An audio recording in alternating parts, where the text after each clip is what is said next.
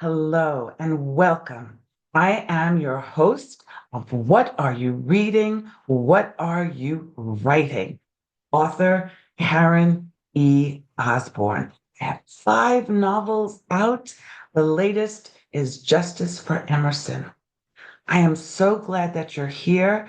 This is a space for readers and writers to come together and talk about books.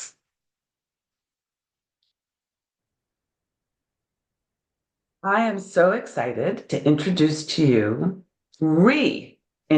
to you, someone you met about a year ago. And her name is Lynn Bohart. Hey, Lynn. Hi, Karen. And it literally was almost exactly a year ago. Yes. And so I hope that you remember her. And you might remember that we had not-for-profits in common, and marketing in common in our other And lives. But fundraising. yes, fundraising. But here we are talking about fiction again as well. So, Lynn is a best-selling author. She's also a writing coach, and she introduced us to this really cool series, The Old Maids of Mercer, which we loved. And now she has a new one out, The Unstoppables, The Case of the Missing Will. And this one is about teen sleuths. So she Yep. went from Yep. old ladies Yep. to Yep. teens. And we're going to talk Older, about that. older ladies. Older Older ladies. ladies, yes, yes, older ladies, mature ladies. Yeah. So tell us a little bit about the Unstoppables. Well, let me start with the Old Maids of Mercer Island. So I got to move my head. So the book we talked about last time was No Place Like Home for a Murder. And there's six books in that series. And it's I mean, considered kind of uh a new generation cozy because it's Mm, amateur sleuth. It's older women who just keep getting involved in murder. But the crimes are pretty horrific, sex trafficking and that mm, sort of thing, and obviously murder. And the main character in that series is Julia Applegate. mhm, She's fearless. She's one of those people that she just can't let wrong win. She's somebody who really fights for justice and for the underdog. But these books are humorous because she's also a klutz. um, which is kind of based on me. I mean, I'm not as big a klutz as she is, but I've had my moments in during my lifetime. She loves The Wizard of Oz, which is my favorite movie of all times, and so Wizard of Oz comes in there and dogs, miniature dachshunds. She's got two miniature dachshunds, and that's what. So a lot of it is kind of based on me. Snarky attitude. The books are very popular and very, very funny, humorous, and paranormal. There are funny ghosts, funny but helpful ghosts in them. So in the book before No Place Like Home for a Murder was called The Key to Murder. And in that book, I killed off one of her childhood friends who was living up here in the Seattle area. Mercer Island is in the middle of Lake Washington up here. And he lived up here. He was a professor at the University of Washington, shows up on her doorstep on the very first page and dies. And so that whole book was figuring out, who killed him and why. And he was a history professor, and her older brother was his best friend. So when they grew up, her older brother Ben, who was genius level IQ, and Carter, who was also highly intelligent, were best friends. And I talk about that in the book, and obviously you get to know Carter posthumously, I can't say that word, yes, but yes. because he's obviously gone. And then in the next book, No Place Like Home for a Murder, um, Ben has stuck around. He's a little bit like Indiana Jones, and he travels the world looking for historical artifacts, but he's now taken a position at the university and bought Carter's home and living in Carter's home.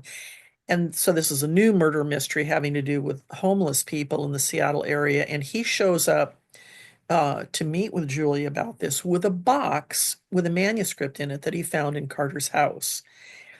And he said he was writing a short story called The Case of the Missing Will. Mm. And Ben says to Julia, "You should finish that." Because that was a case that we worked on when we were kids. And she goes, "Yeah, well, first I've got to figure out the case of the dead body in Rudy's kitchen first."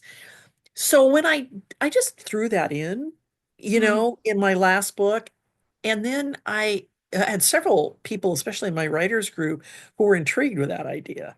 So why don't you write that? So I thought, okay, I'll write that.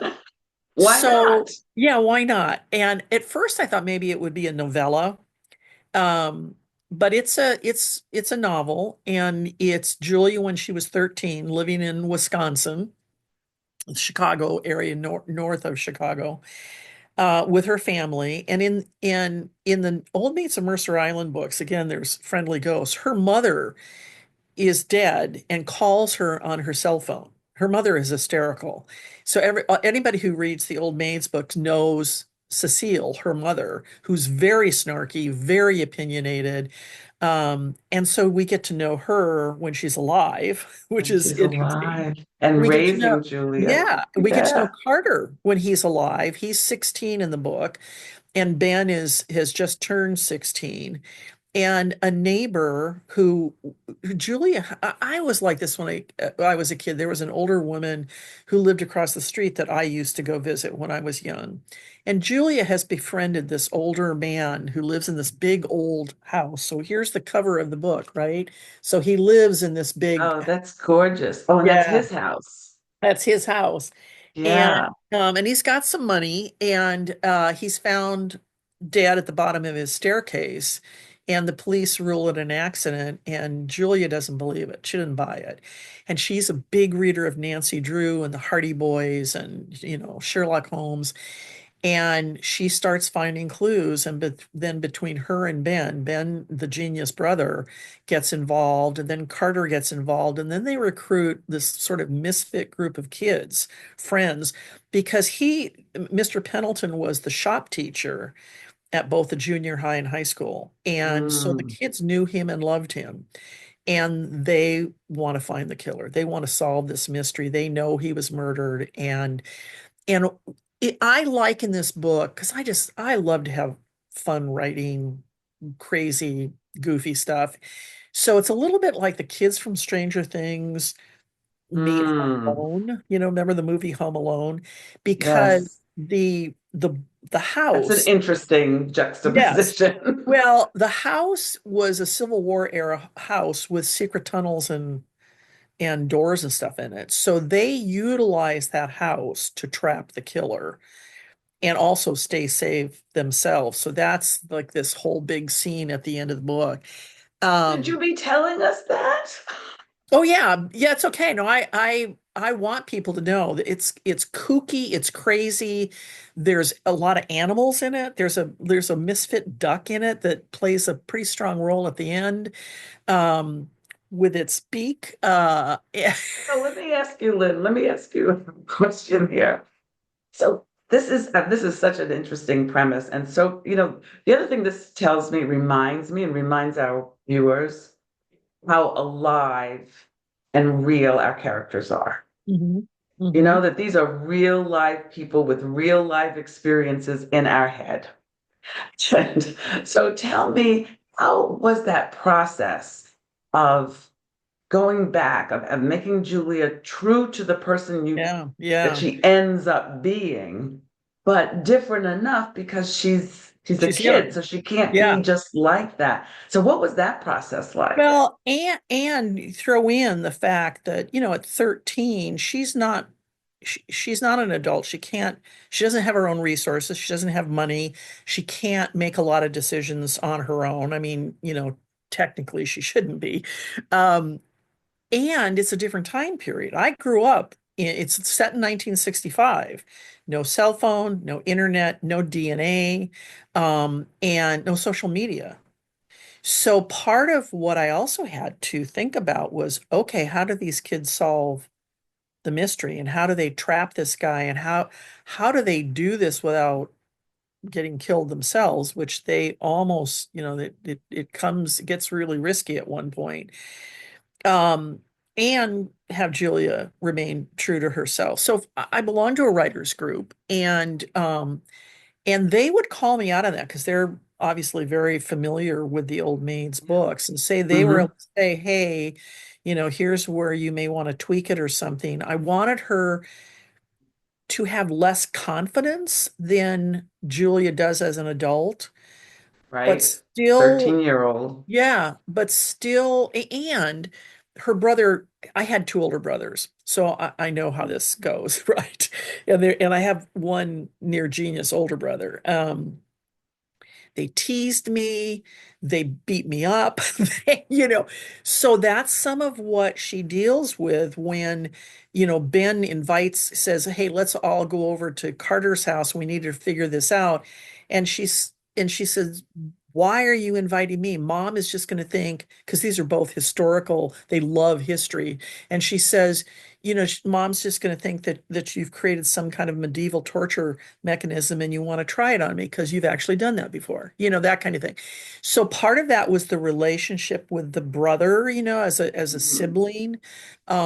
So yeah, I had to really keep that in mind. But she loves Wizard of Oz was was out long before that. I mean, I think Wizard of Oz came out in 39 or something. So it's her favorite movie. So she's able to talk a little bit about that. And there is a ghost. This is the first time she's seen a ghost though. So she's much more shocked by it than in the adult The books. adult book where they become friends. She's used to Yeah, them. yeah. But Yeah. she's just as klutzy, which Mm. which was really fun to kind of develop that because as a young person, when she's a 13-year-old trying to, have a reputation, a good reputation as a teenager, and yet she's klutzy is tough, Yes. you know. Yeah, they sort of expected of us old ladies, but not as somebody who's Right, right. 13. Well, and I was also able to bring in civil rights because back in Mhm. that, her best friend is a young black girl named Keisha. There's hardly any black kids in the high school or junior high because there's not that many black families in town. Mhm. Domestic violence comes up. Her aunt comes to live with them because she lives with an abusive husband. And I remember back then, you never talked about that. Nobody ever talked Mhm. about, you know, domestic violence. That was You a know, phrase that's we didn't even interesting. know. When the first time you visited with us, one of the things you and I had in common, we talked about, was how important it is to bring in social issues. Yeah. So every one of my books, like Yep. you, Yep. I bring in social issues. Do you? So this one you say is civil rights, and so very timely, Yeah. very Yeah. timely. Yeah. Uh, just saying.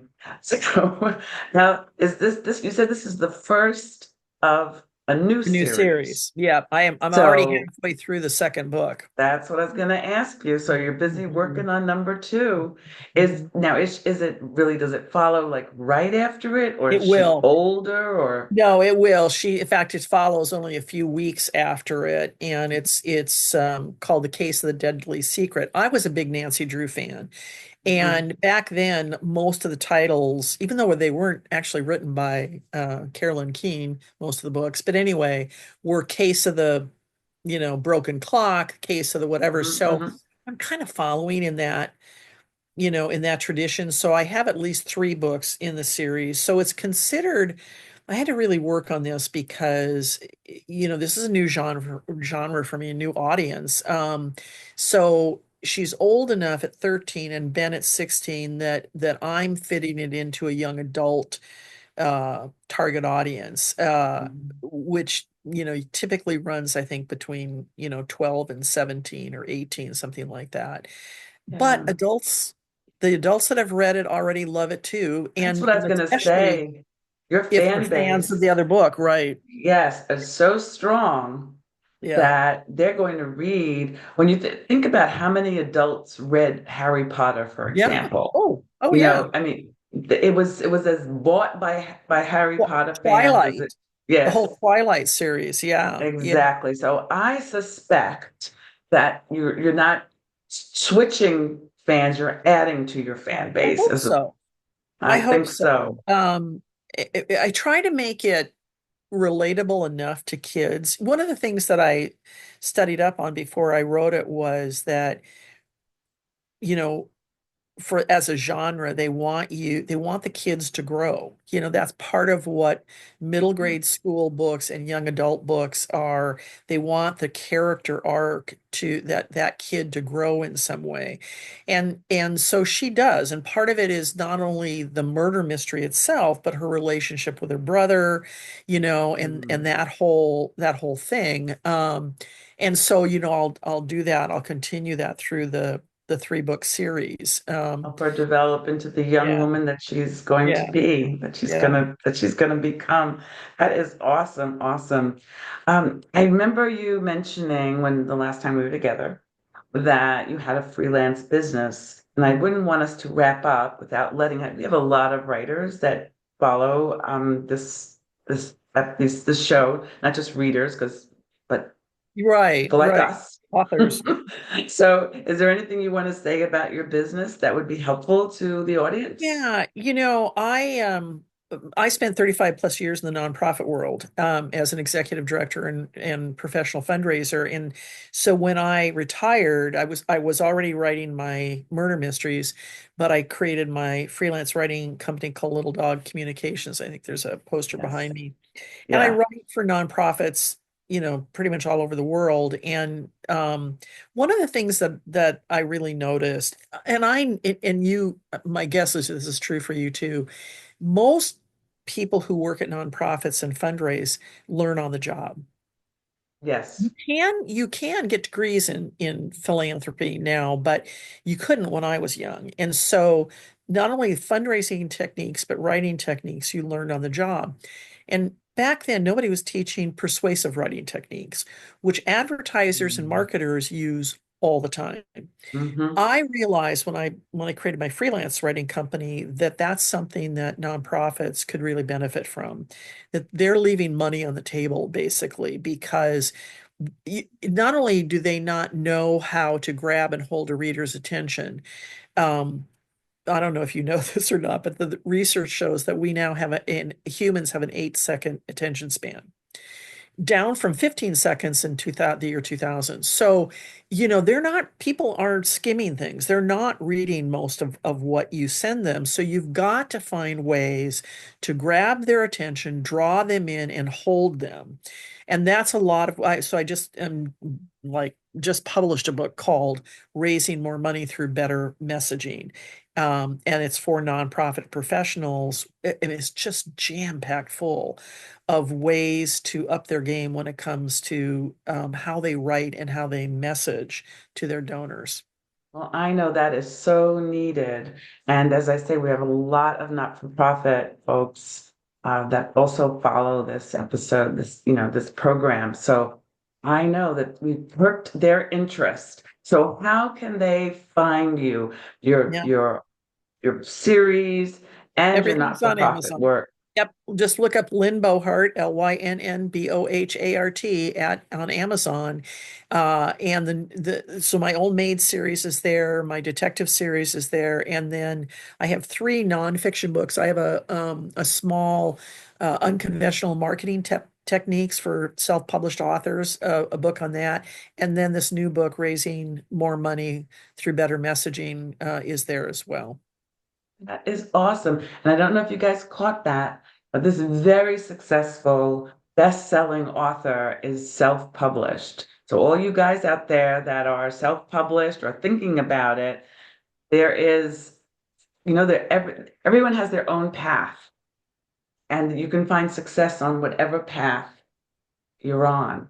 You just have to work And really, really hard. I'm also offering book coaching now.